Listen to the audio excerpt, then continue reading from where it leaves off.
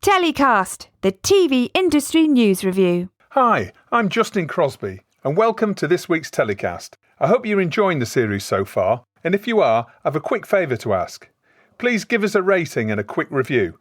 A few words will do on Apple Podcasts or wherever you get your podcasts, and share the show on social media. We've had a great response to the show so far, and with your support we can help even more people discover TellyCast. So, quick commercial over. Coming up on this week's show. Head of BBC Studios Nordics Formats and Production, co-chairman of TV's Format Recognition and Protection Association, FRAPA, and CEO of Missing Link Media, Jan Salling, joins me along with Dermot Horan, Director of Acquisitions and Co-Productions at Ireland's public service broadcaster RTE. Dermot is also Vice President of the European Broadcast Union's Television Committee. Peter White from Deadline updates us from LA on all things US TV, and K7 Media's Girts Licis brings us up to date on the latest developments in sports broadcasting. It's all coming up on this week's TellyCast. So my first guests on this week's show are two vastly experienced European TV executives, with responsibility for buying and selling some of the world's biggest TV shows, such as Killing Eve, The Handmaid's Tale, Homeland, Top Gear, Strictly Come Dancing and Bake Off. Welcome to the show, Dermot Horan and Jan Salling. How are you doing, guys? Thank you. Doing well. Very well, Justin. How's things at RTE, Dermot? It's not bad. I mean, obviously, RTE is a public broadcaster. There are people in the newsroom and current affairs, and some people in entertainment who are actually working in the office and working in studios. But would you be surprised? Even our Today program, our equivalent of the Today program, the radio program in the morning, is actually done from people's homes. The 1 o'clock news is done from people's homes. So people have adapted hugely. Those of us who are involved, more at an office end, we're working from home. And I suppose I can't really complain because I live by the sea. So I can go for a walk down the sea every morning, and I get my fix of the sea and the sea air, and that's one of the advantages we would have, say, over London, which is very internal. And also we've less people. We're not dissimilar to Denmark in that respect, and Jan in terms of population size. There's no real traffic, and there's not enough people to make it annoying. So actually, I can't really complain. I mean, I am massively missing the fact that there's no MIPCOM, and I would be going to the LA screenings next week. So I missed that from a business and a personal perspective. But actually, in terms of lockdown, compared to other people, I can't really complain. And how about you, Jan? How's Copenhagen? I'll just copy-paste everything that Dermot just says to make it short. No, but putting a bit more words to it, I'm not complaining at all. I've been working from my home for the past 11 years. So this is same for me.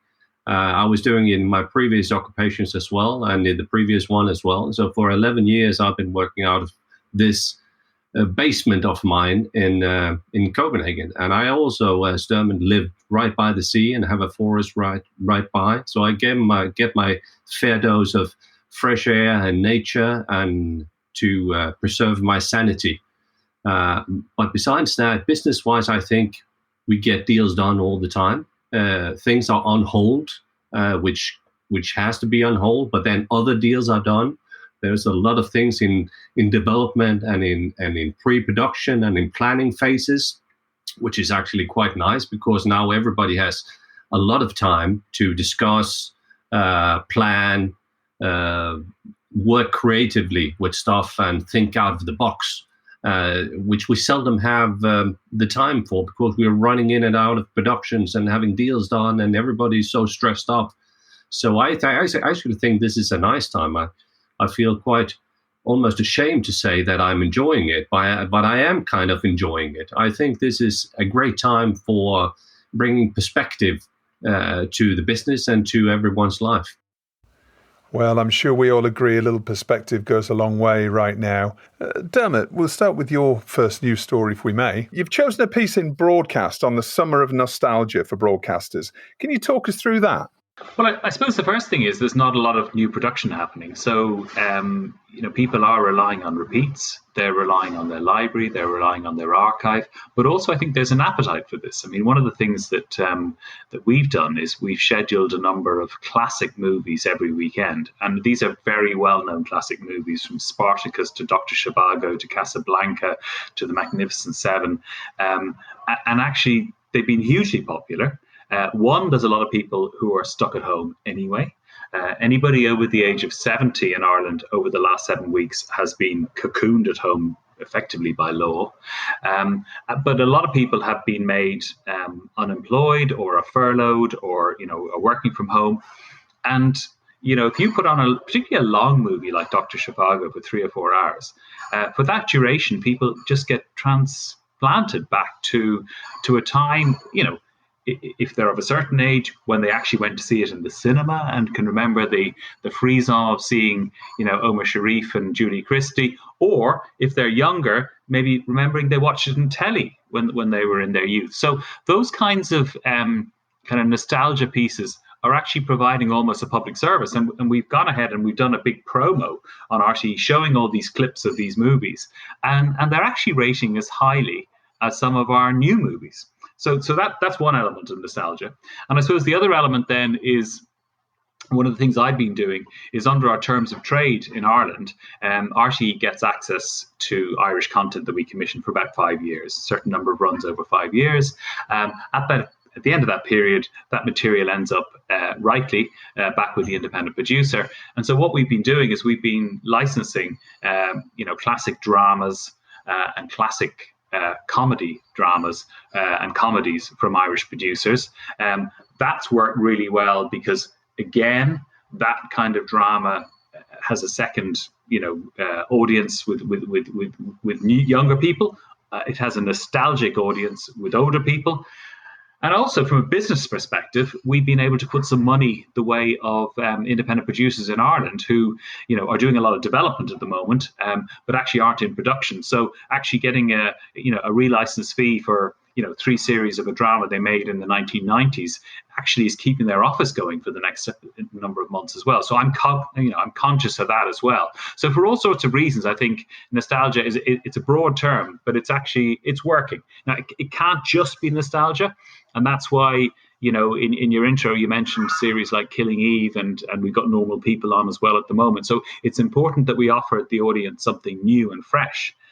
But I think if you mix that with the nostalgia, you've got a nice mix. And in terms of looking at the summer and autumn schedules, do you think it's going to be more of the same? I mean, where are you with productions that have recently finished and about to come on screen? And what's the balance between that catalogue and newer productions? Okay, well, if you look at a public broadcaster like RTE, we produce all genres of programming, from news and current affairs to sport to entertainment formats, lifestyle shows, docu-soaps, and of course drama and comedy. Now, if you look at the autumn, and if in fact the return to work happens the way the government is saying they would like it to happen, and it's all subject to, there not being a further explosion of COVID-19 cases. But if we go in that right direction, I think you will find, in terms of quite a lot of entertainment shows, factual shows, docu-soaps, and obviously news and current affairs will continue, that they will actually be on air. I think the area that will be last to be on air will be drama. The first one for us to get on air will be Fair City, which is our 4 times a week primetime soap opera, which is a bit like Coronation Street meets EastEnders. So that's one where I think we're looking at the likes of Neighbours in Australia, which has gone back into production. We're looking at NRK in Norway, where they've gone back into production with a couple of dramas. So we're trying to learn from our colleagues as to what are the kind of social distancing rules. How many nurses do you need on site? Do you cocoon people or quarantine people before you go back into production? But I think definitely, Justin, where there will be a gap will be in those more high-end drama. So we're running Killing Eve at the moment. We need to run it. It's fresh, and we need to run it ahead of the BBC because people in Ireland can receive the BBC. But a show like that, the next season of that, I can see being delayed because it's just so ambitious. Where they film it in the streets of Paris, Milan, New York. I mean, you're just not going to be able to do that kind of show anytime soon. So from an autumn perspective, yeah, I'm conscious that I need to hold back a couple of my key acquired series for the autumn. We also have held back a couple of our own RTE dramas for the autumn, and I've heard BBC and ITV doing exactly the same thing. So Fair City is really your focus when it comes to getting that back into a rapid production, but a safe and isolated production going forward. Oh, absolutely. I mean, Fair City is our equivalent of EastEnders. So those kind of primetime soaps, they're the backbone of the schedule. It goes out 4 times a week, and so many other programmes work off the inheritance from Fair City. It also employs more actors than the National Theatre.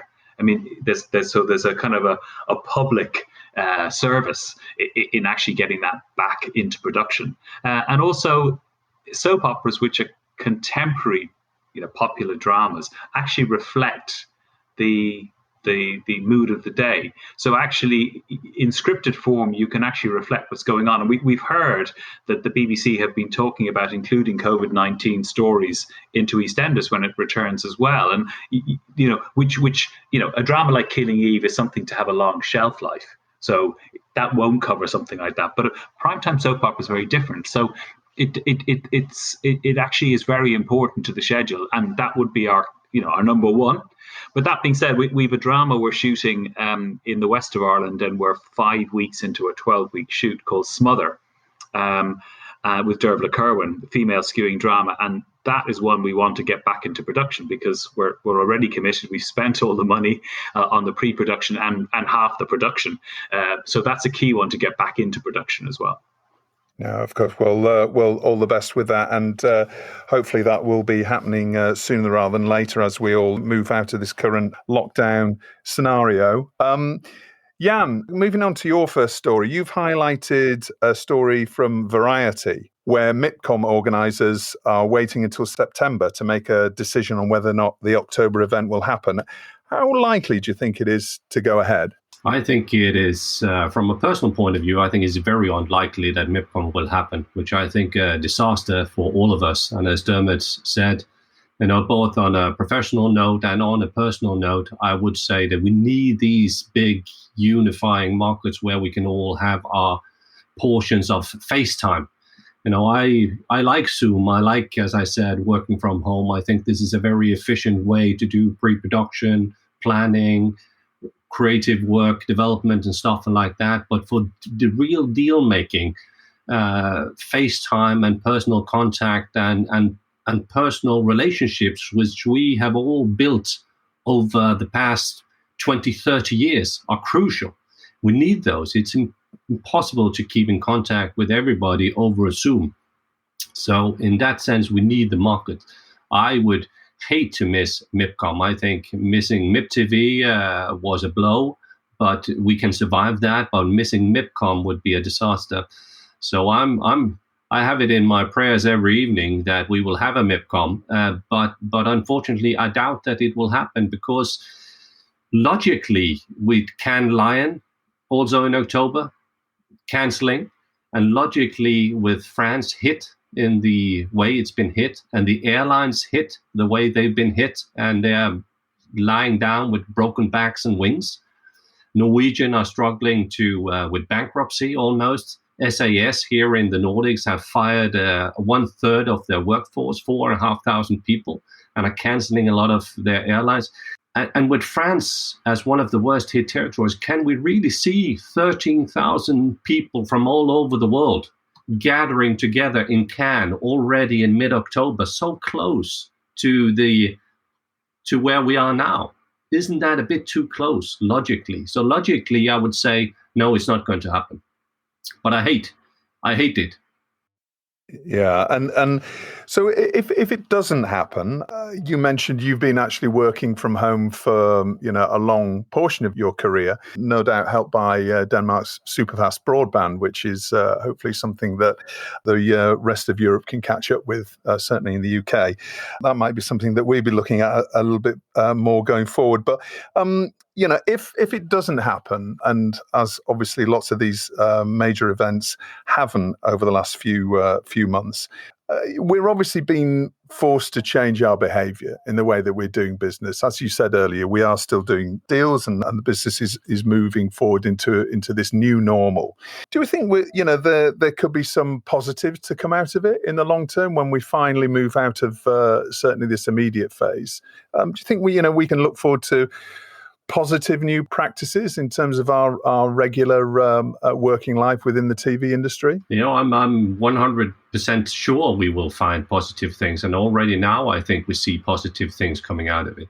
If we, for just 1 second, disregard all the tragical figures of how many died and how many are unemployed and all of those personal, directly or indirectly related cases, and just focus on our little niche, the TV industry, I'm dead sure that there will be a lot of positive things coming out of it. I think we will crack new ideas. It's good for creativity to think out of the box. And actually, on a personal note, I have been wanting for years and years and years to revolutionize the format industry. And I remember one time over a glass of rosé between you and me in Cannes, Justin, I said, I'd love to revolutionize the format industry and, perhaps do something out of the box, take away the option fees and go, and disregard that, or do business in a different way. And kind of this tragic COVID-19 thing has forced us to think out of the box now and do business in a new way. And COVID-19 has kind of revolutionized our industry, because now it's no longer just a little Nordic Danish guy, Jan Salling, saying he wants to revolutionize the format industry. It's the industry realizing that it needs to reinvent itself, because this is not going to go away. We might be released again to some extent, but this has changed the lives of us as personal individuals, our families, and our industry forever. Things will never be the same again. So looking at the format industry in particular, what were the barriers that were frustrating, last year in the times running up to perhaps last Christmas? What are the practical things that you can see fast-tracking us back to some sort of semblance of normality? I think that could be a million things, but the ones that springs to mind first is that we, the TV executives, the format veterans who have been traveling the world and doing this for an extensive part of our life, we have experienced over the past 5-10 years, the lack of creative thinking, or at least that is what we've all said when we went back on the plane to our hometowns. We said, well, nothing was new in Cannes. We were waiting for the next big format to come out, and it didn't really come. We haven't seen a really new hot format since The Voice was released.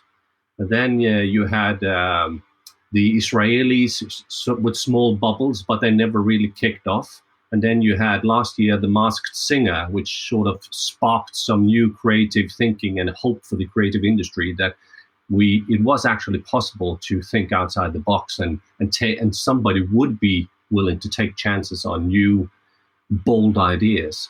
So I think this situation that we're in now will force us to think creatively, and we will see new creative ideas come out of it. I can't see us just doing entertainment and escapism. I would hate that. And I know for certain that the Nordic audiences, which is the one that I'm most focused on, we love entertainment with a purpose. We like to be entertained, but there also needs to be a good reason for us to be entertained, a good excuse. We want to take something with us when we're entertained.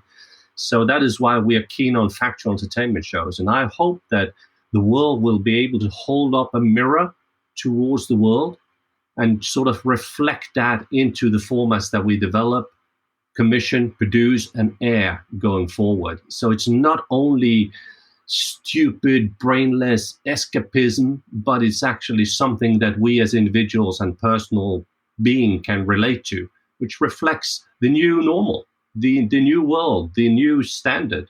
And I can't think of anything in the world except for perhaps an alien invasion who could have united us as a global people so fast. Within weeks, it changed the standards and we had new normals on a global scale within weeks. It's been an amazing journey, and again, not looking at the tragic figures of unemployment and debt rates, but if we look at it with our little niche TV industry glasses on.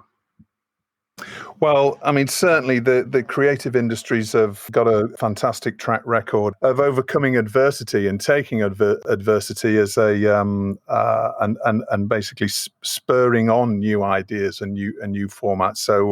So hopefully that's something that we'll see going forward. Dermot, your second story focuses on a return to locally relevant, globally appealing production, which you touched on a little bit earlier.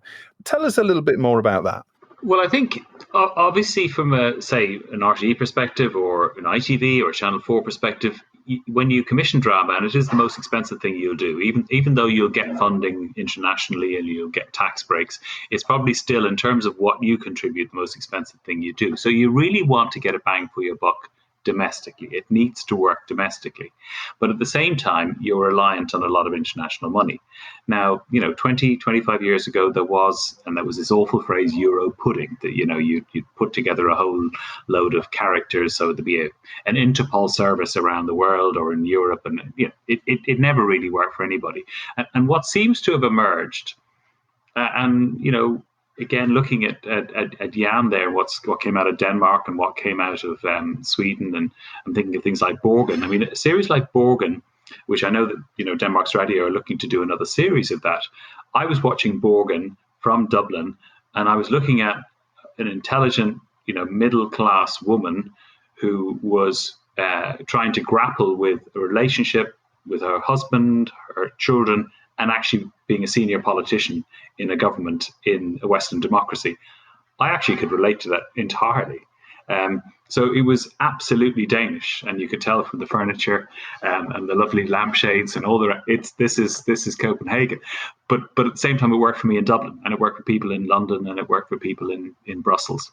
And so I think that kind of local drama, and I'm looking, for example, at the success of Normal People, which has gone out in the BBC and RTE and indeed Hulu in the US, and I've been following it on Twitter, and the response in the United States to this show is immense, and it's incredibly favourable, and yet they haven't made any attempt to put in Americanisms or Britishisms. So, for example, in the school, they have, when you finish school in Ireland, you have what's called a Debs dance, and it's essentially the high school prom, but they don't call it the prom; they call it the Debs.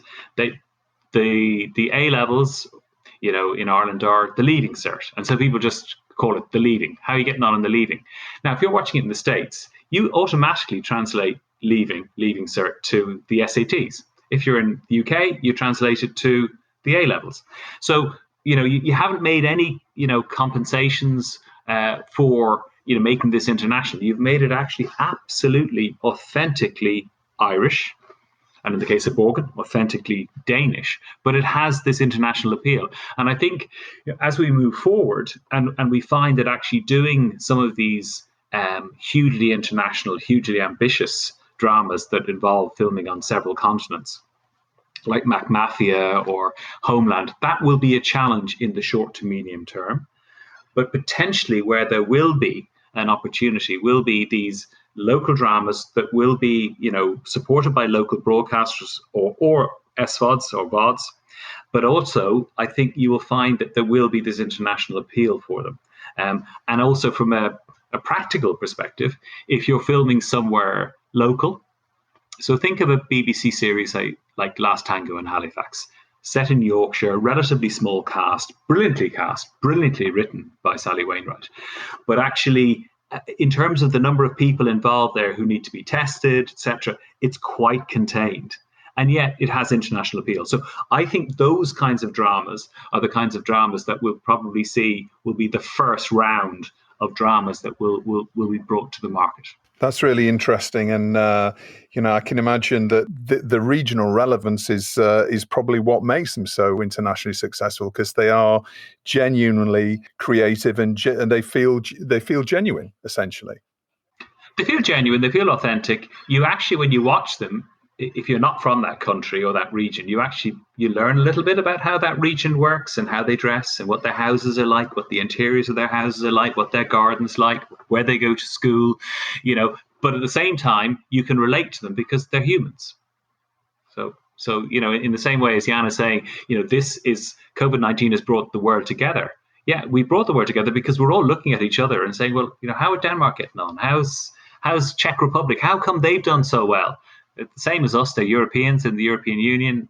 How come they've done so well? And so we're learning from each other. And I think that's in the future. We even in fiction, we want to kind of learn from each other. Well, absolutely. And I think moving on to Jan, your second story is perhaps something that those outside Denmark didn't realize the country's love of singing. And this is something that we've seen becoming an enormous success. Tell us a bit about that. Actually, shortly after the lockdown in Denmark, which was mid-March, Denmark's radio, the public broadcaster, came up with sing-along shows. And I saw all kind of media experts and journalists from all over the world saying, yeah, they have a huge tradition in the Scandinavian territories for sing-along shows, which I actually didn't know, or I didn't realize that we had. But now I know, because they have become, against all odds, immensely popular. So what we have had is all weekdays, from Monday to Friday mornings at 10, one of the composers here from Public Service Channels, who was also the conductor of the girl choir here from the Public Service Channel, which is a very, very Danish thing. He is having a half an hour sing-along where people sit and you have the karaoke text scrolling under him and he's playing the piano and people are singing along from their homes. And then you have placed on various places around Denmark, you have a camera crew, so one in the south of Denmark, one in Copenhagen, one in the north of Jutland. So, and there you are filming people watching TV and singing along live. The quality of that is terrible, it is out of sync, it is badly lit, so the links from all over Denmark is terribly produced, so it's not even local TV quality, it's worse than that, but people love it because we are together and we're doing something together. We're alone, but we're together. We're isolated, but we're doing things together. It doesn't matter, right? Because it is going back to what we were talking about earlier on. It's authentic and it's genuine, and that's what people are feeling, and that's people wanting to feel like they're coming together. Yeah, and that spin, just after they realized that they had a hit show, that people, 55, 60, 70% share on that shows, the morning shows, which is outrage. But they had a spin-off Friday night at 8, super prime time, for 1 hour, where you are in better quality, having real TV links to celebrities singing from their own homes songs which the audience has wished for. So I would like, I would like to hear their song for this and this reason. So you film nurses saying, we're struggling to help, fight COVID-19, and we have a wish for this song to sing. Link to celebrity home, good link, good audio, good lighting, and then you have a host tying it all together who sits in an armchair in an editing room at DR, all alone, except for the cameraman, probably. And that has become huge success. All Friday nights at 8, everybody in Denmark is watching that show. Everybody. I mean, I read that there's a huge percentage of the population are tuning in. I think maybe from one of the earlier shows is 1/5 of the population. Maybe it's more than that now, right? Much more. It's a 70% share. Wow. Well, it's fascinating to see how a lot of broadcasters are reflecting what the nation's cultures are all around the world. So, that's something that we'll be looking at, I'm sure, as we go forward in future shows. So thanks for that, Jan. So now it's time for Hero of the Week. Dermot, we'll go with you first. Who's been your Hero of the Week? Well, I have a bit of a vested interest in this one because we're showing the show, but it would be the director of Normal People, Lenny Abramson, a Dublin man, and went to the same university that appears in the show, Trinity College. He produced a number of movies in Ireland, and then he kind of came to prominence recently when he was the director of Room, which got nominated for various Oscars, which was shot in Canada. But he has a great ability to work with young adult actors. We saw this in a movie that I was involved in called What Richard Did, which was an Irish movie about a bunch of young guys who ended up in a fight and somebody died and it was a cover-up. But these were guys who were 18, 19. And he has that ability to get into the heads of young adults and let them express themselves in a very realistic fashion. And if you look at the series Normal People, which was essentially a series made for VOD. So it was a big BBC Three play, and it was a Hulu play in the States. BBC have actually ended up putting it out on a Monday night at 9:00 as double episodes, and that's partly because of COVID-19. But actually, the number of young adults who've watched all 12 episodes already, the Twitter, that they feel that, in these two characters, they've actually it just reflects, I suppose, modern life for a young person going to university who has, who has a love life, in and out of love, but also has, mental health issues, has potential issues with their parents and the way they grew up and their backgrounds, and just in a very, very authentic fashion. So I'd like to give my kind of award of the week to Lenny for what he's done in Normal People. All right, fantastic. Jan, how about you? Who's your hero or heroine of the week? My heroine is perhaps no surprise to a lot of people who know me well, is a Swedish girl called Greta Thunberg. And she is my heroine for multiple reasons. First and foremost, because she is an amazing young girl who is very bright and have certainly brought the climate crisis and the carbon imprint and everything that we're doing wrong to the attention of worldwide leaders who does not give a shit, but she still keeps on fighting, and she is a good promoter for that. The reason that I want to nominate her this week as my heroine is that she just had $100,000 from Human Act in Denmark as a award for her climate work, which she instantly nominated and gave away to the work for COVID-19 and in particular to help children in need globally. So she is, for all the right reasons, my heroine for this week. And again, coming back to what I said before on thinking outside the box and the new normal, I think with the reports we've seen on reduced carbon imprint for all over the world, because factories have shut down in China and we are driving less cars and we are flying less planes, and the impact that has had on a positive note on the climate changes just tells us that what Greta and the entire climate change environmental people are saying that we have to do, and world leaders keep on saying we can't do, and it's impossible. It is so possible to do, and it is also very possible to unite the entire world if the cause is right. Now we are united by COVID-19, not out of our free will, but because we are forced to. But we are changing, and we are changing behavior. So I hope that her fight, once we are out of COVID-19, will trigger a new wave of climate change enthusiasm.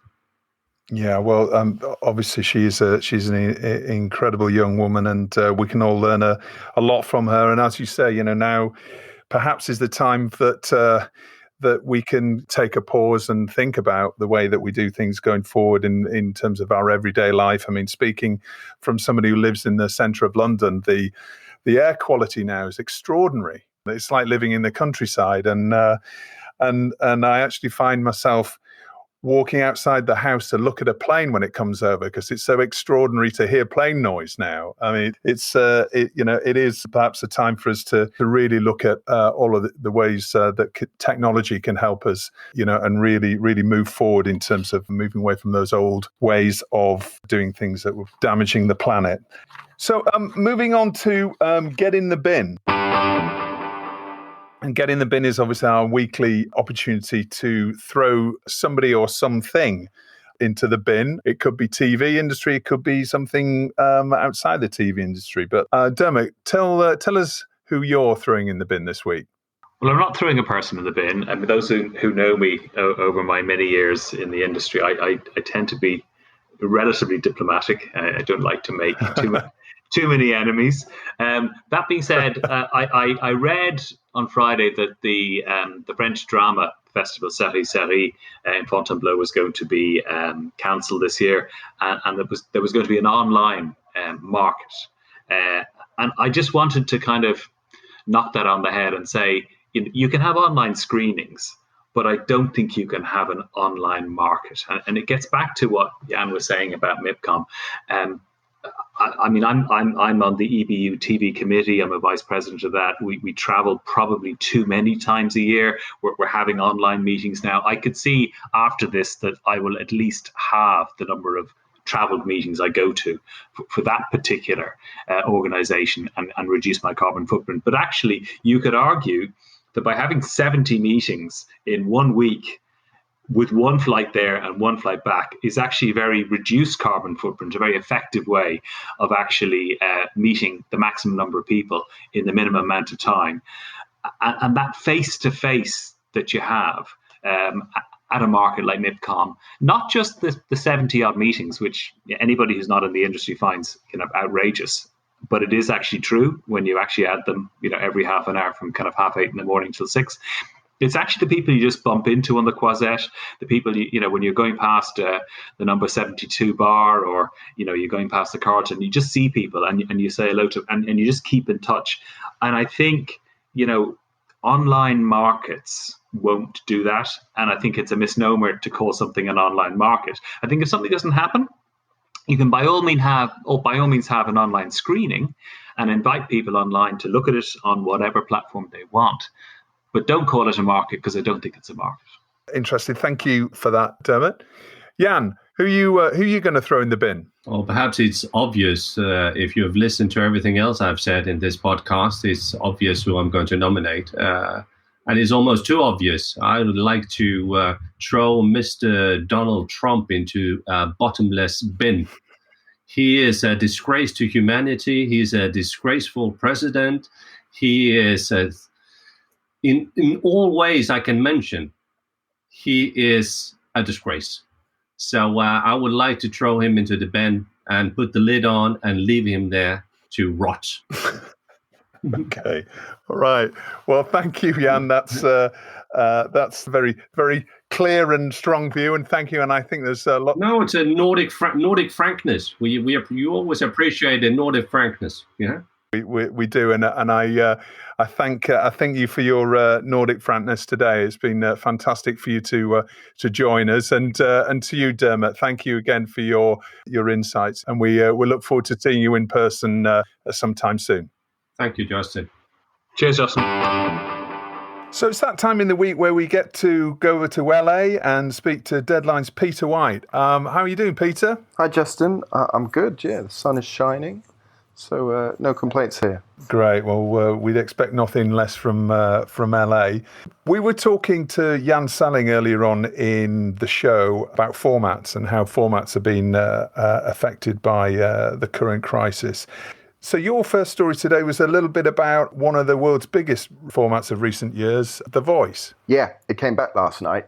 And similarly to American Idol, which are obviously two of the biggest entertainment shows in the States, they've been producing it remotely. But the interesting thing about The Voice is actually they had a studio element. So, we're all desperate to try and figure out how to get back into the studio, and the show seems to have done it. They didn't do the whole show that way, but they had Carson Daly in a sound stage. They shoot that over 2 sound stages in Universal Studios. They had about 30 crew, which is down on the 450 that they usually have. I thought it was really interesting how they managed to do it. You know, they had to sort out safety protocols. That was obviously a key thing. Taking temperatures twice a day. People got separate bracelets to show that they were healthy. So they will do that, as well as wearing masks and obviously things like craft services were reinvented. But I just thought it was interesting to show the progression as we move into, I guess, the second stage of this shutdown. Yeah, it's a real statement of intent, isn't it, from Hollywood to get these big juggernaut shows back the wheels rolling again. I noticed also that Netflix have started production in some of the other territories around the world, perhaps as a bit of a blueprint for Hollywood. They've started in Japan and South Korea and Iceland, I believe. So that's maybe a bit of a pointer that the Voice is really picking things up over there. Absolutely. Ted Sarandos did a piece where he was talking about international production, and they're desperate to see if they can learn anything that they can bring back to the States and obviously the UK and other markets. So we're starting to get there. Well, that's great news. Perhaps some not so positive news coming from Viacom CBS. Yeah, the inevitable has happened last week. They made the first group of layoffs. Part of this is down to the merger that was going to happen anyway between Viacom and CBS. So there was always going to be people that were going to leave after that. But I think this shutdown and COVID-19 didn't help. So there was a lot of people. So it's hit right across the Viacom CBS networks. You have MTV, you have Comedy Central, you have Smithsonian. We're expecting CBS and Showtime to come maybe this week or next. So some big people that people would be pitching to, whether that's Tom Hayden, who was the president of Smithsonian, Sarah Babineau, who is the head of Comedy Central's content team, as well as a whole bunch of C-suiters or SVPs have gone, which, as I say, is inevitable, but probably pretty bad timing on a personal level for a lot of those. Yeah, well. Obviously, sympathies for everybody that's lost their job in these difficult times. Another story I saw that Deadline broke was an extraordinary one this week about Tom Cruise going somewhere where perhaps COVID-19 isn't to make a new movie. Yes, my boss Mike Fleming is heading into space with Tom Cruise and Elon Musk. A really wild story, as you say there, that they're working on a movie project with NASA. The first narrative feature film in space. I have a feeling this has got nothing to do with COVID-19, but they are looking to shoot elsewhere, so why not?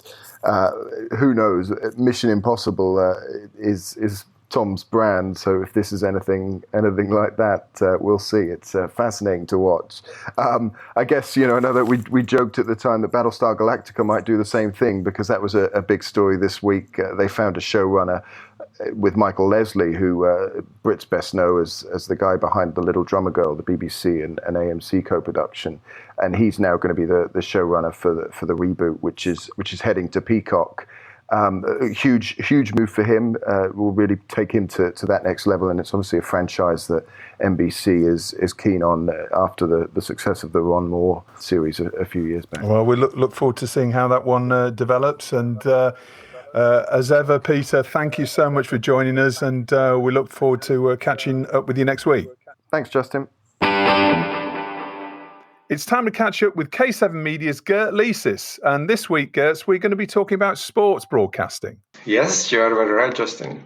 So I would like to look at the situation the sports fans are finding themselves feeling at the moment from two different angles. First of all, what makes them stand out from other viewers is their passion for sports, of course.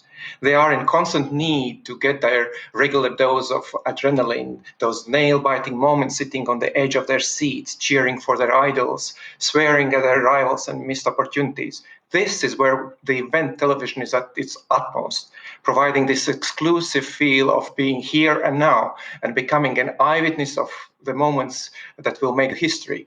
But on the other hand, these people are as much humans as everyone else.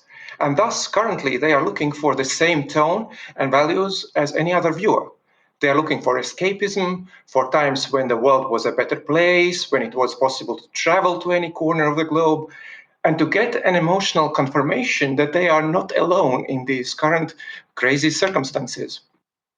Now, That's where we see that for devoted fans, sports archives and sports celebrities can provide the same comfort as any other video genre. So, what we see is an explosion of sports-related talk shows, magazines, and just one-on-one interviews with sports stars, in most cases within their home environment, showing, yes, they are also captured in a lockdown, same as us. They are coping, keeping their mind strong, so I must be able to. Many leagues and channels have released their archives of old games from the last decade and beyond, as well as documentaries around sports, bringing up memories for these audiences, reminding them of better times when the grass was greener and providing an opportunity to travel virtually together with their favorite teams and sports icons pretty much everywhere on this planet. So that's how they now get their comfort food as humans. But surely that's not feeding that competitive experience that they get from watching live matches. Exactly. And they have found a remedy for that, and that's esports, following their favorite games and sports stars as they play virtual games in their primary sport or trying out their hand in a different skill. In some cases, playing for charity and donating any money won to fighting the virus, for instance. The English Premier League is the latest sports organization pitting professional footballers one-on-one against each other in FIFA 20.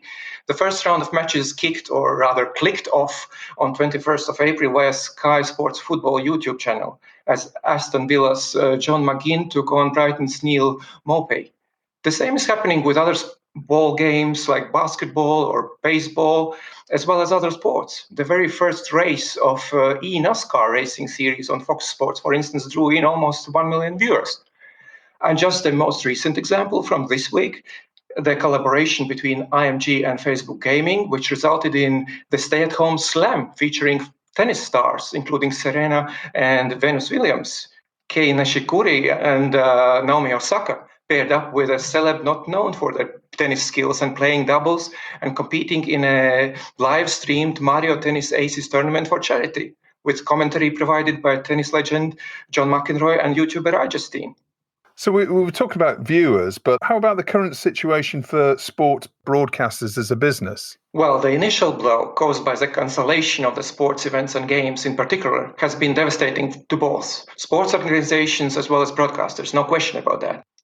Just to give you a little bit of perspective on how dependent the two are, the value of sports these days is directly depending on how big is this audience, how many people are watching it. The global value of sports media rights currently stands at around $50 billion. The cost of Premier League's broadcast rights globally is more than £9 billion for the current three-season cycle. There are countries in Europe where the whole state budget is less than that. For all major leagues except NBA, media rights sales make more than 50%, more than half of their total revenues. Now, looking from broadcasters' perspective, particularly in times when the media landscape has been changing so rapidly, scheduled sports events have been providing the most loyal and predictable audience possible. This, in turn, was helping tremendously with planning budgets, selling advertising, and in case of pay TV providers, which have been particularly heavily loaded with sports programming, preventing the acceleration of cord cutting for their bundles, which without sports, in the times when the consumer is otherwise in total control of what, when, and how they are choosing to watch, these bundles, they are just in many cases looking like, pagers instead of smartphones for the price of the latest iPhone these days. Would you do that? Of course not. So how will sports broadcasting look in a post-virus world then? I think that this current emergency situation is going to change irrevocably the ways the sport is distributed and broadcasted in longer term.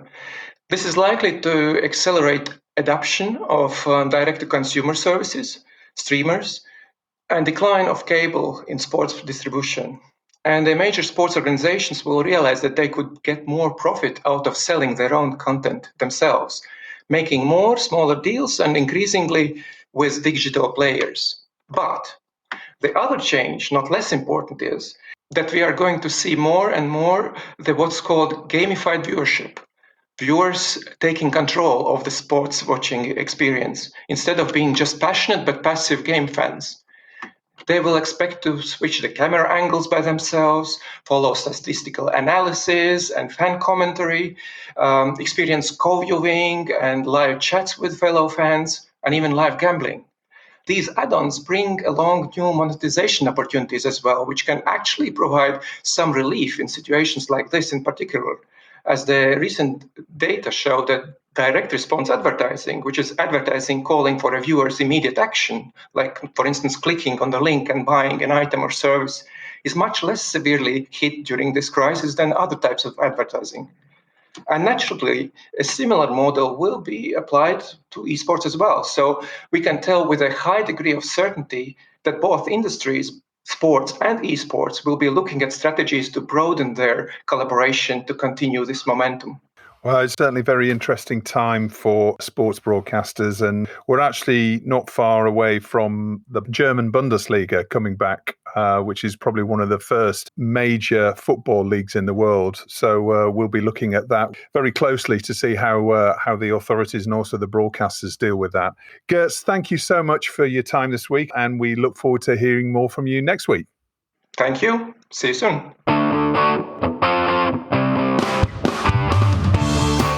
Well, that just about brings us to the end of this week's show. As ever, I hope you enjoyed it. Don't forget to subscribe, rate and review TellyCast in Apple Podcasts. If you're interested in sponsoring the show, email me at info@telecast-podcast.com. That's info@telecast-podcast.com. See you next week and stay safe.